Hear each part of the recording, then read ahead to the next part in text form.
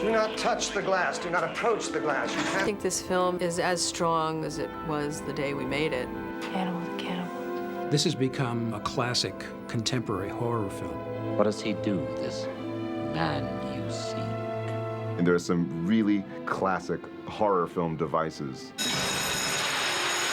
There is a sense of tension and menace throughout. Look at the blood! I think we succeeded in getting under everyone's skin. It rubs the lotion on its skin. It does this whenever it's told. It's hard to shake this movie once you've seen it. I think it changed the way we thought of thrillers.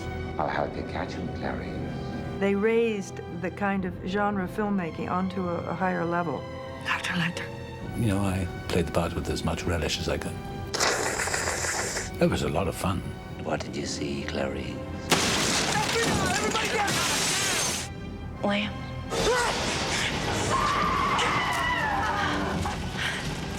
They were screaming.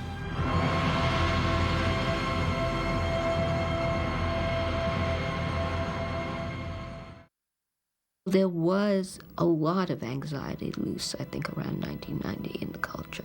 This fascination with a figure that could somehow embody those anxieties, the serial killer. In the period from the 60s on, they were surfacing every few months. It may be that we were producing them. There's clearly, inescapably, an American obsession with serial killers, with that sort of darkest corner of the human psyche. I thought it was kind of sad, actually, particularly among the young people. There's a whole group of the Gloomers that were like totally into Ed Gein and would go to Wisconsin to visit Ed Gein's car, which is in a junkyard someplace there. Ed Gein was a Wisconsin demented fellow who killed his mother and a number of other people and would dress them out like deer, then use the skins and the body parts and furniture around his house and build all kinds of artwork out of the parts, and would also rob graves. The obsessive, demented killer has been a subject that filmmakers certainly focused on. Here is a serial killer based on Ed Gein in some part. He may have been thinking of Heidnik, who was a killer who lived in Philadelphia, who imprisoned women in his basement. Why won't you answer me, please? Tom Harris was a journalist. He had written Black Sunday. He had also written Red Dragon. Red Dragon is the book that introduces Lecter. Tom's next book, when it finally came out, Silence of the Lambs, but as soon as I read it, I thought, this is the kind of book that comes along once every 10 years. An unbelievable story for a film. I think what especially interested Tom in writing Silence of the Lambs was to try to live inside the mind of a female character, to put a woman at the center of a book. And I think that was the challenge that he set himself. He must have also wanted to learn much more about Hannibal Lecter. He must have seen the potential for a far more exciting use of this character. It didn't really create a sensation as a book until it was published in paperback. And it became a huge paperback bestseller. It was bought by Orion Pictures for Gene Hackman to direct and possibly star in. I remember the price tag being something like $500,000. But Hackman had offered to direct the picture and to put up half, which he did. And, you know, word came back, they don't have a screenwriter. I was mostly a playwright at that point. And Gene Hackman read my script for White Palace, and he liked it, and he said, let's meet. And he gave me the job. Gene read the script and said, you know, this is too violent for me, I can't do it, and I'm walking away from it. At this point, we got a chance to read the script. We were all excited about it, and we reimbursed him the $250,000. Mike Medavoy said, look, keep writing, don't give up, and when you finish the script, we will find another director. Hi, I'm Jonathan Demme. We had made a number of pictures with Jonathan, and I felt that Jonathan could direct this movie. Jonathan had done Something Wild there, Married to the Mob. Most people thought I was really being foolish to go with Jonathan on a picture like this. But I knew Jonathan's work, and so I felt that he could do a really good, tight thriller, and that's what this was. He initially rejected the idea of working on this. I don't think he even read it. I think he glanced at the coverage and said, oh, it's a slasher movie. You know, I don't want to do that. And didn't really take it seriously until it was a direct appeal from Mike Medavoy. please read this book. When he read it and actually thought about it, he realized that there was a tremendous moral center to this story that he could support. And there was a great woman character at the center of it, which always interests him. And I read this and I thought, oh my God, I can't do this movie. I told him that I was having a very hard time getting involved and excited about a film where a man skins women. And he said, no, no, no, no, no, you don't get it. You don't get it at all. This is a feminist piece. And I thought to myself, how can it be a feminist piece? A woman cop, essentially, is rare enough. But to have that character given such psychological depth and ask us to identify with her and understand her and go through this quest in her shoes, that's really rare. Jonathan's humanity and his decency and his sense of humor and his warmth took this very, very dark material and made it just take off in a way that it might not have done with a more standard thriller director. He also said to me, you may think I'm like such a sweetie or, you know, what, such a nice guy, but he said, I'll tell you, every single director in his heart of hearts wants to make a movie that scares the audience absolutely out of its mind. Sherlock Holmes, you know, arch rival Moriarty, he's completely out of his mind. He's utterly insane and evil. There's a danger almost that he's a cartoon character. So he has to be played by a really great actor. May I see your credentials? Well, my agent sent the script over to me. I was working in the theatre in London at the time. Tedious, very tedious. He phoned me up, he said, I'm sending a script over called Silence of the Lambs. And I thought it was a children's story, a bedtime story. And I knew when I read the script it was probably going to change a lot of things in my life. This is that sort of once-in-a-lifetime part that comes along. All good things to those who wait. I tried to get him to go with Robert Duvall to play Hannibal Lecter, and he met with Duvall but didn't think he was right for that. Jonathan Demme came over to see me in London, and I asked him why he wanted me to play the part, and he said, don't you want to play it? I said, yeah, I do, but I'm just curious, why cast me? And he'd seen me in a film called The Elephant Man, and I was playing the part of Dr. Treves. And that's what convinced him. I said, but Treves is a very good man. And I think Jonathan's reply was, as far as I can remember, he said, well, that's what I want for Lecter. But he's a compassionate man, and he's a humanitarian. He's a good man locked inside this insane mind. And for some, God knows what reason, I understood the man and how to play him. I knew he was the shadowy figure that lurks inside all of us. And I don't know why I have an instinct about those things, but I do. I'm fascinated by the shadow side of our psyches, because they are also the most creative sides of us. And if we deny the shadow side, the dark side of us... Really came about in a very unusual way. During the pre-production period, we did, I don't know how many versions of bars.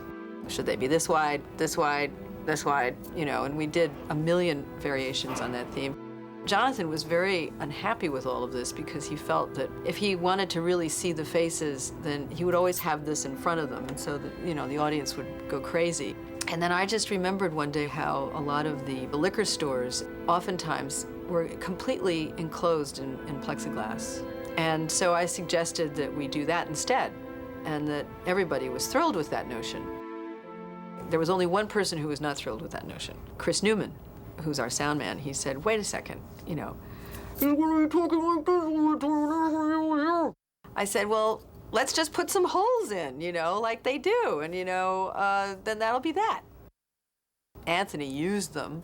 Was to give the audience a fright, because they talk about him for at least 10 minutes before he's seen as some kind of babbling psychopath. And I wanted to play him the opposite. I always play the opposite of what the audience expects. And it scares them more. Good morning. So what they see is a very polite gentleman's good morning from the FBI. It's like a cat. Watching a cat before it makes its pounce, or a lion before it kills its prey. They're very still, they don't move. Not a muscle, not an eye flick. And that builds up tension in the audience. What does he do, this man you seek? Stillness and economy is much more effective. You don't need to do all that pulling faces, although I've done a bit of that in my life, but the camera does all the work for you. A census taker once tried to test me. I ate his liver with some fava beans and a nice Chianti.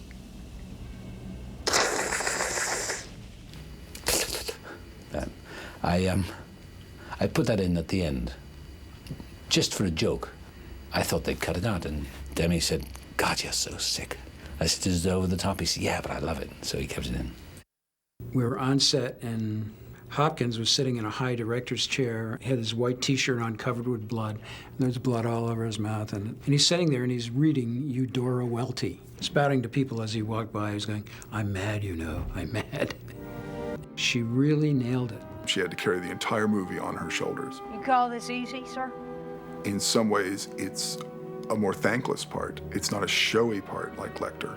It's an anti-actressy performance.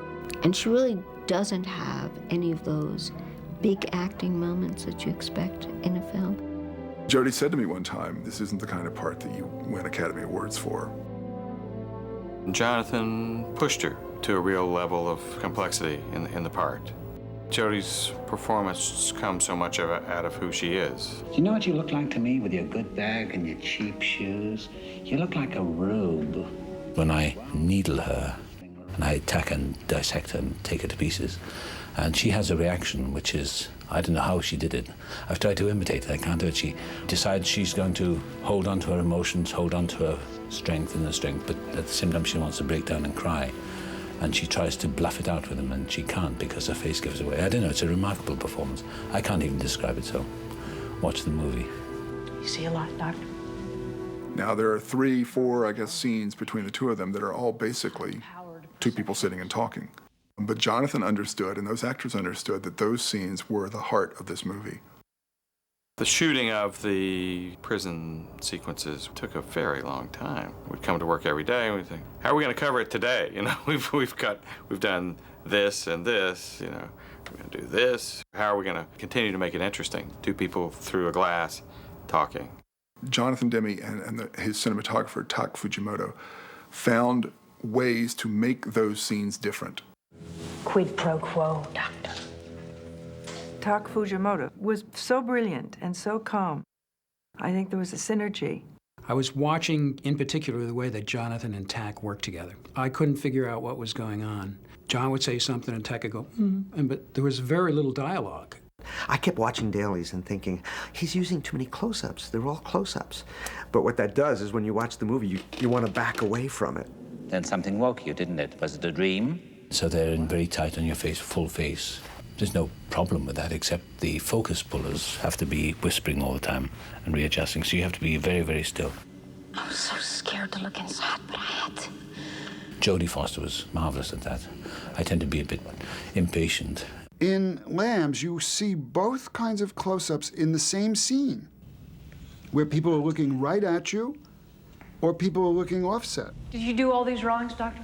I think it's talking directly to the audience. So the audience feels that they're Clarice or the other character you're talking to. So it involves a lot of audience intimacy. What did you see, Clarice? What did you see? You have two villains, the arch villain, Hannibal Lecter. But there's also Buffalo Bill. It was intriguing to me, challenging. Complicated human being, an evil human being. I had a good deal of time to work on the part before we started shooting. I read a great deal of material about serial killers. Not a fun process at all. I mean, I lived with a lot of images that, I still remember. I read a lot about Ed Gein and this guy, Jerry Brudos, who was dismembering women and trying to make lampshades out of skin and that sort of thing. The sense that I got from both of those guys in particular was that they were self-indulgent. They were really, I think, addicted to this idea of sex and death sort of being close together and really got off on that. You don't know what pain is! He fancied himself a victim, and I think aware of the fact that he was dealt a bad hand as a child, in his mind, to a certain extent, felt justified in what he did. There's a tremendous amount of material in the book. Chapter 20, Whether his behavior was an earnest, inept attempt to swish or a hateful mocking would be hard to say on short acquaintance. The initial design of the pit was based on the idea that he took over an old well. One of the fortunate aspects of it was that there was a hole that looked down onto the first floor of this building, and so we kind of dropped our well into it so that we didn't have to raise the whole set. Mister, my family will pay cash. Whatever ransom you're asking for, they'll pay it. Needing to be able to shoot her down at the bottom, which was a bit scary given that we were 100 feet off the floor. There was a trap door in the floor, and they had to put dirt all around it so that you wouldn't see the trap door, because I came up on a ladder. And if I had to pee, it was a big deal. There were images that repeated themselves throughout the movie. Moths and butterflies. It's a hobby, and it's also flight and fancy and change. They were looking for somebody who felt comfortable working with moths. I guess they'd seen the work I'd done in a movie called Creepshow a couple of years before. The author selected the death head moth as the weak chink in the armor of the madman. We tried to get some out of Asia. They weren't available. It was the wrong time of year, so it became impossible to get them in numbers, which is what we needed. So we had to figure out a way of dressing one of our native moths to look like a death head moth. I used fake nails, and we painted the image of this death head moth character on the back. Meet Mr. Acherontia Styx. So this was actually a little flap put on with silk, and that's a fake nail inside. It's one of our costumes that we actually put inside of the unit. She's got something in her throat. Ah, the throat shot, yes. To represent them, because whenever I told the director that, well, the moth needs to take a rest now, he'd say, okay, cut. The staff saying, we're taking a break for a bug, but they needed to do it. There were no moths harmed in the filming of Silence of the Lambs. What did you see, Clarice? What did you see? Lambs.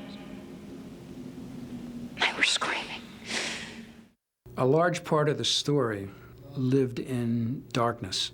I think it required for most of us to sort of surrender ourselves to it so that we could tell the story. The paradox of filming this was that it's such a dark film, and it was such a delightful experience for everybody. I don't think when you make a film about horrible things that you create a horrible atmosphere. And the process of making this film was not horrible at all.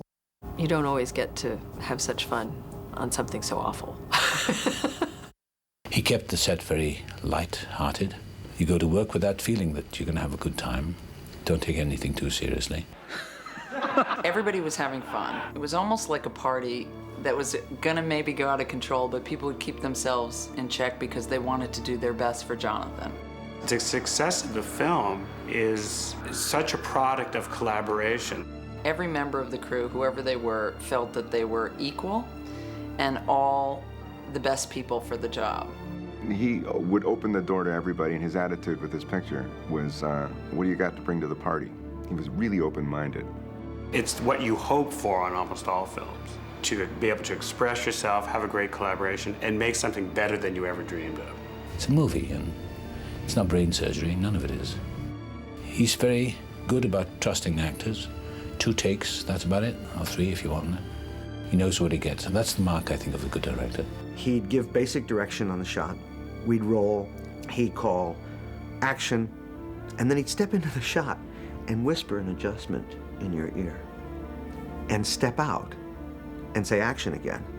And you'd do the scene with this new adjustment with absolutely no time to think about it. Great technique to use. Jonathan Demme, when he directs a movie, has a stable company of actors that he likes to use over and over and over. Yes. Tracy Walter. Lots of times there's like leaves and things in the mouth. Charles Napier. You do know the rules, ma'am? Chris Isaac. Okay, guys. Ron Vaughter, who has since died. I'm not certain exactly why Jonathan cast me as the head of the FBI. Well, she's mad as hell, Jack. Maybe because I'd been something of an authority figure when he was first working with me. And maybe he just wanted me to be in a picture so that I had told him what to do so many times he could tell me what to do. Dr. Lecter, I said, do you want me to do with an accent? or do you want me to do it straight? He said, do it both ways. I think I did it twice, and that was it. I was finished. It was plugged by this bug. And someone went into the voice booth and recorded that. Here we had this very dark movie opening in the middle of winter during the Gulf War, and it opened with like $17 million or something, which was a huge opening at that time. And I remember seeing like lines around the block. The movie was a phenomenon. It remained the #1 movie for like 5 weeks in a row or something, and stayed in the top 10 just forever. Silence. The word is out. The word of mouth on the film was so great. People went and went again. The reviews were superb. Arnold the Terminator would make the cover of Time and Newsweek and all those, and suddenly he was being replaced by this other kind of Übermensch, right? Who was Hannibal Lecter, who was on the cover of all these magazines. It was, the moment of the serial killer. Not too long after, Jeffrey Dahmer turned up, which was kind of creepy. They ran a picture of mine next to Dahmer's in a magazine, and that was just too weird. There was all this controversy around the film that the Jamie Gumb character was coded as gay. And some people really took it to heart and were offended by it. I've talked to people whose feelings were hurt about the characterization I did, and I apologize for that. And there were protests at the Academy Awards and all around. Because at that time, I guess what they were saying is there are no gay characters in films, and when there are, it's a serial killer.